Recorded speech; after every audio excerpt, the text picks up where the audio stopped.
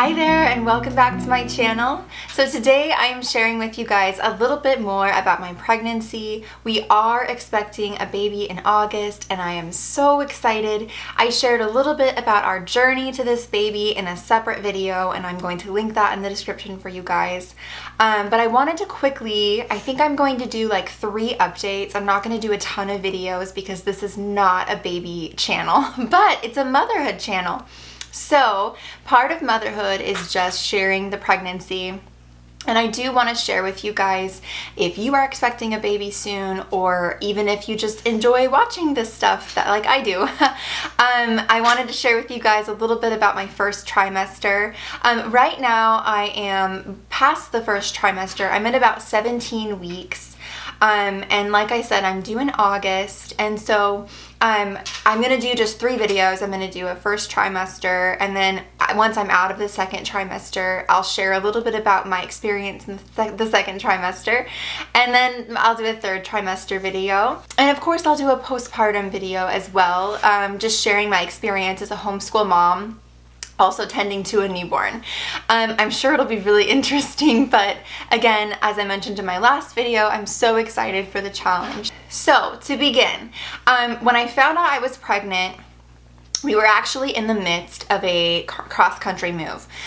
So I knew that wherever I was at currently would not be the place that I would seek care from a midwife.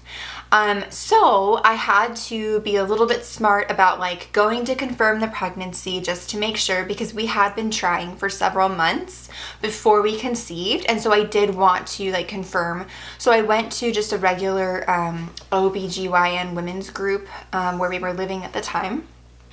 And I did confirm the pregnancy, got blood work done, and then I wasn't going to receive care for about 6 weeks because we wouldn't have been in our new state yet. And so we spent about a month and a half visiting family in California, and I didn't need to find anyone there or any care or anything because it's just the first trimester and I didn't have any issues in my past pregnancies that would make me need care before then. So I started my search for a midwife in our new state, even though I was still living in our old state, if that makes sense.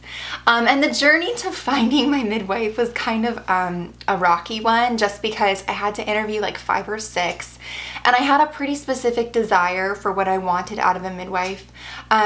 Really quick, just a little bit of backstory about my last 2 births. This is my 3rd child, I think I mentioned that. But my last 2 births, so the first one, I had planned for a natural birth in a hospital, but I did see a regular OBGYN. And if you ever listen to the Birth Hour podcast, or you're a listener to that, I did share an interview 5 years ago about my VBAC and then about my cesarean, because I did end up having a cesarean with my first. And her birth was a pretty traumatic one, actually. I haven't shared this in many places, but she did suffer a stroke 24 hours after her birth. And it was a pretty rough transition into motherhood. But, you know, having the C-section was pretty traumatic as well, just because I really wanted to have that like perfect birth. And I know that it's important that she was like safe and came into the world, but it ended up that she wasn't safe, and she did have complications after her birth via cesarean. So I knew the second time around that I didn't want to do that. But I do want to mention that my first daughter is just absolutely thriving, and her name is Grace, which is so interesting because we were going to name her Grace from before we even conceived kids. We knew that if we had a girl, her name would be Grace. And I just love this story because her name was Grace before we even knew that we needed grace and mercy from God to like help her through her first week of life. So it's such like a miraculous thing to think about. I prayed over her for a good year after she was born, and luckily we did have a really wonderful like mother-daughter time. I was just me and her for 3 years before I had another kid, and I just loved my time with her because I feel like I cherished it more since she had such a rocky start. We had a wonderful breastfeeding relationship, and so fortunately, even with the cesarean, we were able to do that. But it was just so funny, like so crazy that her name was Grace from the beginning. and when we found out she was a girl, there was never any question. And God really did just show grace and mercy on us and on her. And she's perfect and she's wonderful. And she's that 7-year-old that you guys see in a lot of my videos, doing her lessons or whatever. Especially if you're in my Patreon group, I have like a lot of day in the life videos. So you see a little bit more of my kids in those. I don't share them a ton on YouTube here, but anyway, okay, so that's my first birth, and then fast forward 3 years later, I'm due with my second, and I knew that I would have a VBAC. I was like, I am adamant that I'm having a VBAC, unmedicated, and so we did do it in the hospital because that's really just what we both were comfortable with at the time. I didn't know that home birth was a really good option, especially for VBAC candidates, and I don't even know if I could have in the state we were in. We lived in Arizona at the time. So all that to say, I did have a VBAC with my second, unmedicated, and it was the best feeling. And if you want to hear more about that birth story, again, I have a birth hour episode on there, and I'll try to find a link to it. I think she may have put some of them behind a paywall, so I don't know if you're able to access it if it's like an older episode from the archives, but I'll try to find a link to it. So anyway, I had a VBAC and it was wonderful, and instead of seeing an OBGYN, I saw a midwife, and it was a CNM, a certified nurse midwife, and it was in a hospital setting, but it was still that like birth that I was really hoping for. So fast forward to now, 5 years later, after my VBAC, I really am excited to give birth again, and I definitely am planning for a home birth. So a lot of the first trimester has literally just been spent planning for this home birth, finding a midwife that will work. I found a CNM here where I live that would be a really good option for a home birth. She also has a birth center, but I actually found this wonderful like angel midwife out here as well, and she is a CPM, certified professional midwife. And I ended up going with her just because she was much more affordable and had many more years experience. And I just, having a midwife, especially a home birth midwife, you really need that connection. And we really did connect right away. So it was wonderful to meet her and just to find her. So far I've only had one appointment with her, and it was she does home visits. So she comes to my house, and I don't have to like go sit in the waiting room and bring my kids because I'm homeschool mom, so I always have my kids with me. And I literally just got to be on my couch in my house and have some tea and talk with her. And our appointment was like 2 hours long. It was wonderful. So yeah, a lot of that time was spent finding a midwife. And now that we're here and settled and we found her, we're good to go. But again, I am planning for a home birth, so I'm very excited about that. I have a lot of researching to start. And the other things that I've been doing to prepare in this first trimester is I found a book similar to the one I read 7 years ago with my first child.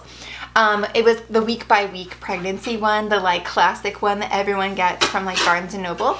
Well, the pregnancy book selection has really widened in the last 7 years. I can't believe it. But this is the Mama Natural Pregnancy and Childbirth Week by Week book. And I recommend this to like all my friends that are expecting. I am not a first time mom, but I've only given birth one time, and well, one time like vaginally, and then the other time it was like birth was done to me. That's kind of how it felt. But being in charge of my birth, I really want to know everything I can, especially now it being a home birth this time. So I have here the week by week pregnancy guide, and it is the Mama Natural one. So it's like, she has a YouTube channel as well. But I love the recommendations in here. There are recipes, and it's week by week. So you can see pictures of the baby, and my girls love this one. Like, they love to look at the pictures of the baby in there. Side note though, don't let your kids just go wild with this, because there are like pictures of women giving birth in it. Just side note there. So yeah.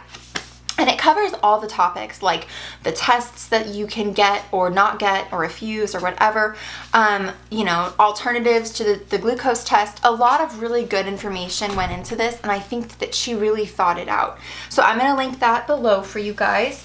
Another book that I actually read this 4 months before I conceived. So I was like reading it as I was trying to conceive, and it's called Real Food Pregnancy.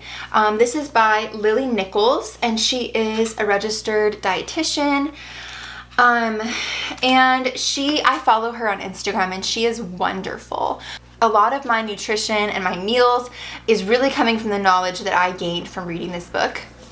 So again, I'm not a first-time mom, right? I have 2 kids. But each pregnancy, I find that I grow and I learn, and there's nothing wrong with learning more and wanting to know more.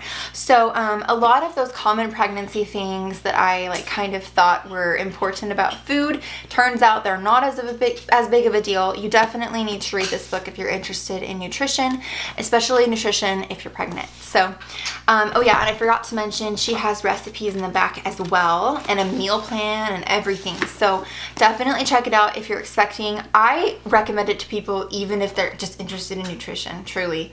Okay, and then lastly, I am reading the Ina May Gaskin Guide to Childbirth.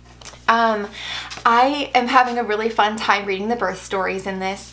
I wish that someone had gifted this to me, or even just told me to go get it, my first birth. I really do, because I feel like this would have prepared me for giving birth in a way that I was not able to do so my first child. I was 25 when I got pregnant the first time, so I was fairly young. I just remember feeling like I could put all of my trust in my doctor. And when it comes to pregnancy, it really is important that you do talk with your physician or your midwife, or whoever you decide to partner with on giving birth, and all of that stuff. But it is really important to do that research on your own too, and that's something I found out kind of the hard way. So anyway, all that to say, she does have a breastfeeding guide as well, and I read that with my first birth. I was dead set on breastfeeding, and I did both times, but I did not want to do anything but breastfeed, but I forgot to research about birth. So yes, definitely check this one out. It's been wonderful. She just talks a lot about the body, the physiology of birth, and it's been a wonderful read. So that is what I'm reading. I don't think I'm reading any other books yet. I do have a few on my list though, and I am really trying to read a ton before this baby comes, although I will say reading and nursing go hand in hand. So the other thing that I am doing is I have been listening to 2 birth podcasts. The first one is called the VBAC Link, and that is just a purely VBAC. VBAC is vaginal birth after cesarean. I just realized I didn't define that for you guys. But that is a that is a podcast that I really enjoyed my second birth, and I'm starting to listen to the episodes a little bit again, but I did find another podcast I really enjoy, and it's called the Home Birth After Cesarean podcast. And that's a step further, because I love how every single episode, I've almost listened to them all. They're the entire archive. I listen to one every other day or so, and it just helps me prepare for birth. It helps me get in the right headspace. Most of them are really positive stories, and I found that really helped me through my second pregnancy and birth, just being able to have that feedback after the cesarean. I love listening to the HBAC podcast, Home Birth After Cesarean, because it is empowering, and it helps me to really trust in my body. To hear so many other moms go through a cesarean and then be able to have a successful home birth, which is obviously a VBAC too, is just really encouraging. And so I would recommend that, even if you haven't had a traumatic birth, listen to positive birth stories, because it's such a helpful tool. And it did help me, other than reading the Ina May Gaskin book, it did help me kind of prepare for the stages of labor, because listening to birth story after birth story, you're okay, I know what to expect, or I remember when this woman's birth went on for 28 hours, and I I can do this because it's only been 12 hours. Or you can say, oh wow, I remember when that woman gave birth in like under an hour. And you can say, you know what, that could happen to me, so I need to be on guard and be careful. But yeah, truly it is helpful to just hear other women's experiences. I've always valued that. I value just the stories of other women in all things, homeschool, but birth, all the things. So, okay. The last thing I'll say, and then I'm going to show you which vitamins I'm taking, just because I figured you might want to see that. The last two things I want to share is that I didn't have any nausea. So a lot of people are like, oh, you're pregnant, great. How are you feeling? You know, and I really am just feeling really well now, especially. I would say I've experienced nausea with my first two, but I really didn't experience much, maybe like a couple of days where I was kind of nauseous. But it was so interesting because I kept waiting for the nauseousness to come and set in, and I was like, okay, it's not happening, great. But I will say I was exhausted. I was like, sometimes I would just be driving and I would just want to fall asleep, and I'm like, okay, this is not safe. So I really have been sleeping a ton more than I typically do, but I feel like it's my body's way of saying like, you need to relax, you're growing a human, you know, calm down. So I did start sleeping a lot more than I typically am. I'm sleeping like 10 hours a night right now, but I go to bed so early, so that helps. The other thing that wasn't helping my like exhaustion and fatigue was that I can't drink coffee. I drank coffee with my first two pregnancies. The first pregnancy, I think I skipped it in the first trimester, but like the subsequent trimesters, I was able to drink it. And then I believe I drank it my whole pregnancy with my second child. But for some reason, it really messes with my stomach. I don't know if it's the acidity, but I haven't been drinking coffee. I have been drinking English black tea, and that has been really helpful, or a London fog here and there. But that's been kind of my go-tos rather than the coffee lately. So yeah, that's about it. I'm trying to think if there's anything else I could share about the first trimester. I will say that my daughters are very excited to have a sibling. They're already planning like how many children they want in our family, which is funny, but it's just cute to hear them talk about it. And then my husband is very excited as well, especially at the possibility of having a little boy. He really is like, I don't know what I would do if we had a boy, because we just have our girls and that's just what we know. And I kind of feel the same way, but so yeah, it's been good overall. And yeah, so the vitamins, okay, I ran them by my midwife when we had our appointment, but I do want to give you guys like obviously a disclaimer. Just because I'm taking these things does not make them safe. It doesn't make them like the best thing ever. You definitely, if you're pregnant, need to consult your midwife or your birthing expert, whoever you are using. But I am taking the Mega Food Baby and Me. I also have a version with choline as well, but I do get quite a few eggs a day. So there's a ton of choline in raw eggs especially, and then eggs. So I am doing okay with choline. But this is the one I'm taking. It is a food-based multivitamin. And I showed it to my midwife and I was like, okay, I know that I'm not a huge, I was like, I don't want to take a prenatal if I don't have to, because I get so much nutrition from my food. And my diet is pretty clean and pretty, like, I would say well-rounded, I hope. But I did say, like, should I take these? And she's like, yeah, it doesn't hurt to take them. So I'm taking them. I didn't expect to take a prenatal, but I am, just because there's no harm in doing it. So I also am taking cod liver oil. So you can get this in capsules, or you can just get it in like a liquid form, but I'm pretty sure the liquid form tastes a little more fishy. So, and if you're interested in learning more about that, the Mama Natural book has a lot of information on cod liver oil, especially in pregnancy. I'm taking 4 beef liver capsules. I also like their organ complex. It's like several different organs, so I may or may not switch to that once I run out of these. But these are from Perfect Supplements. I don't know, is it gonna, maybe not. There we go. So I'm taking those, and then I will link everything for you guys. There's not that much more. And then I am taking vitamin C.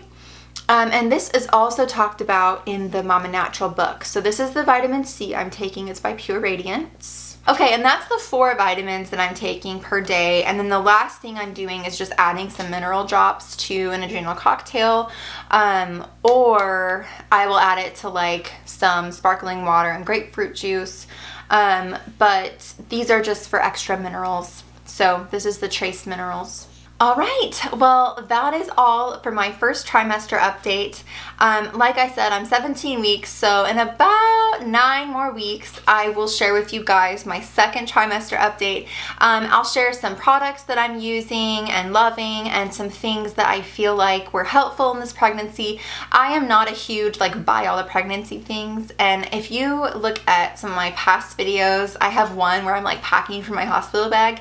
It's a lot more maximalist than I am these days, so I do need to do like an updated one on how I'll prepare for baby, like what are my baby essentials. I am so minimal when it comes to that stuff now, so I feel like just I've learned through experience. But yeah, if you guys are expecting, I would love to hear from you, or if you are trying to conceive, or you know, even if you're just someone that wants to have kids someday, I'd love to hear from you.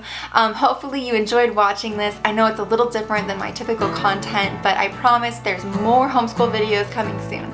So thank you so much for watching, and I'll see you in the next one.